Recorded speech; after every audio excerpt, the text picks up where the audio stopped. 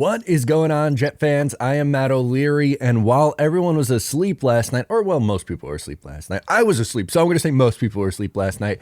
We had some pretty big New York Jets and Aaron Rodgers news as the trade details are beginning to leak out there for what is actually going to be the trade compensation, which is what I wanted to get into in today's video.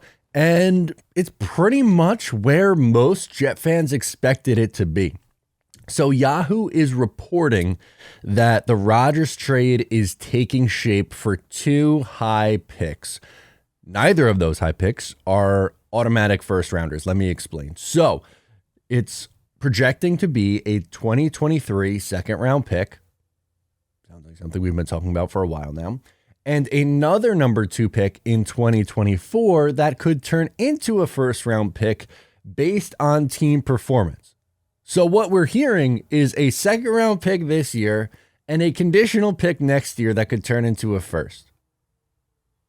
That's what have we been talking about for the last 2 months here, right? We've been on the money with this thing. Now, there is one holdup with this right now, and supposedly the holdup has to do with the Jets wanting a 2025 pick in return if Aaron Rodgers does not play in 2024.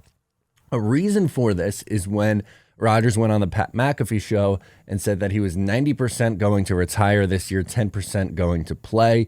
This seemed to have spooked the New York Jets as they are now wanting compensation back. What that compensation would be, probably minimal, a mid-round pick, maybe a early day three pick, like a fourth or something like that.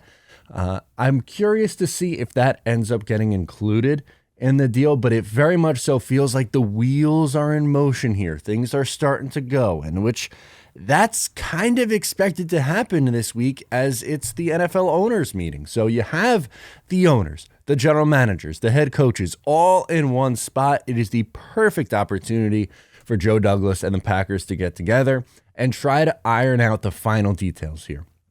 Will it end up being that they're going to get the 2025 pick back in return?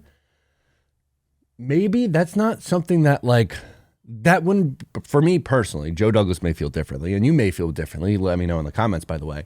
2025 pick in return isn't crazy. That wouldn't be a crazy holdup for me in this. And who knows, maybe Douglas really wants that insurance, and I get it, but the rest of this trade seems pretty much spot on for what most Jet fans have been saying for a while, and you've had the Packers side of it, we're like, it's going to be 2 first round. They're like, no, it's not. And they're like, it's going to be pick 13. And you're like, no, it probably isn't going to be pick 13. You might get a conditional first rounder next year, but more than likely not giving up a first round pick. And if you heard Joe Douglas speak yesterday, didn't sound like a guy who was going to give up pick 13.